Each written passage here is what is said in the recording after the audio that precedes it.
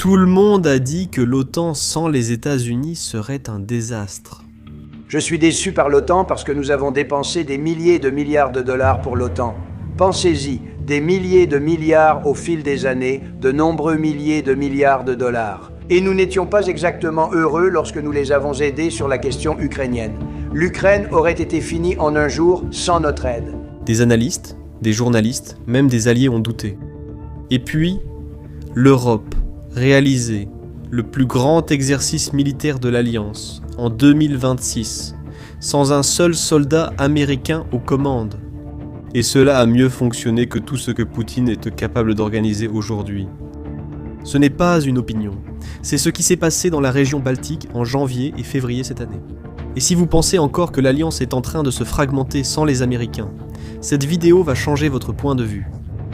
Il y a un pari que Vladimir Poutine fait depuis des décennies. Un pari simple mais qui soutient toute la stratégie militaire russe en Europe de l'Est. Le pari est le suivant. L'Alliance occidentale parle vite et agit lentement. Au moment où un pays allié serait attaqué, les membres de l'Alliance commenceraient à débattre.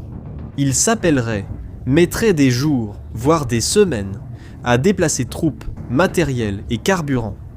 Et pendant ce temps, dans cette fenêtre de paralysie, la Russie aurait déjà obtenu ce qu'elle voulait. Ce n'est pas une théorie, c'est ce que les propres exercices de guerre occidentaux confirmaient. L'Alliance arriverait trop tard. Mais il y avait une question encore plus grande derrière tout cela. Une à laquelle personne ne savait répondre.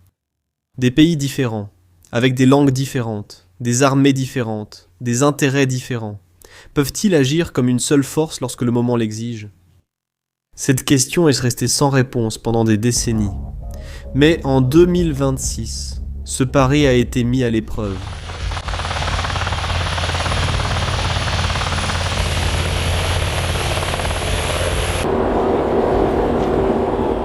Le résultat n'a pas été celui attendu par le Kremlin. L'Alliance savait qu'elle devait résoudre ce problème. Et la solution a été quelque chose que peu de gens attendaient. En janvier de cette année, l'organisation a activé quelque chose qui n'existait pas il y a 2 ans. La force de réaction alliée, créée spécifiquement pour agir rapidement en cas d'urgence. Le concept est simple. Des troupes de plusieurs pays, déjà désignés à l'avance, entraînés ensemble, prêtes à se déplacer en quelques jours, pas en quelques semaines. L'exercice Steadfast Dart 2026 a été le plus grand test de cette force. Jusqu'à aujourd'hui, 10 000 soldats de 13 pays se déplaçant en même temps, par terre, mer et air, depuis différents points d'Europe jusqu'en Allemagne. En quelques semaines, et non en quelques mois. Cela n'avait jamais fonctionné ainsi.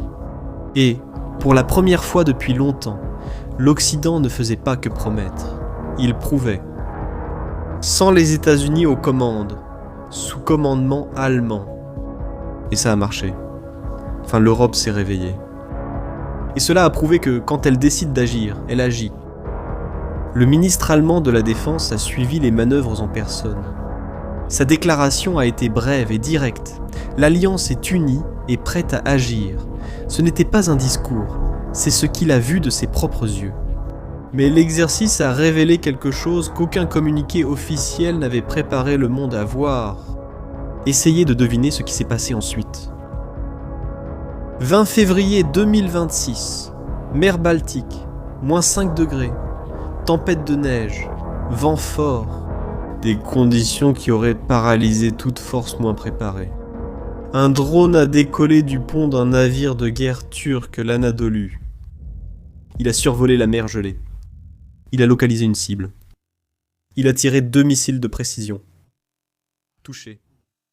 Et il a atterri de nouveau sur le navire, tout seul, de façon autonome.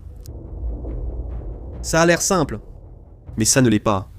C'était la première fois dans l'histoire de l'Alliance qu'un drone de combat décollait d'un navire, attaquait une cible en mer et revenait. Cela n'était jamais arrivé auparavant.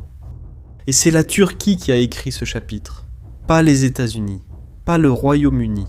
La Turquie, avec une technologie développée sur son propre sol, en mer Baltique, aux portes de la Russie. Et cela a des conséquences qui vont au-delà du symbolique. Un drone relativement bon marché, opérant depuis un navire, oblige l'ennemi à investir dans des systèmes de défense de plus en plus coûteux. Des ressources que la Russie, en ce moment, n'a tout simplement pas la possibilité de détourner de l'Ukraine. Et il n'y a pas eu que le drone. Lors du même exercice, des soldats espagnols ont plongé dans des eaux glacées pour préparer la côte avant le débarquement. Des chasseurs allemands ont balayé l'espace aérien. Des forces spéciales turques et espagnoles sont descendues d'un hélicoptère sur la plage sous couverture de tir. Tout était coordonné. Tout était intégré. 13 pays fonctionnant comme un seul organisme. C'est ce que Poutine a passé des décennies à répéter que cela n'arriverait jamais.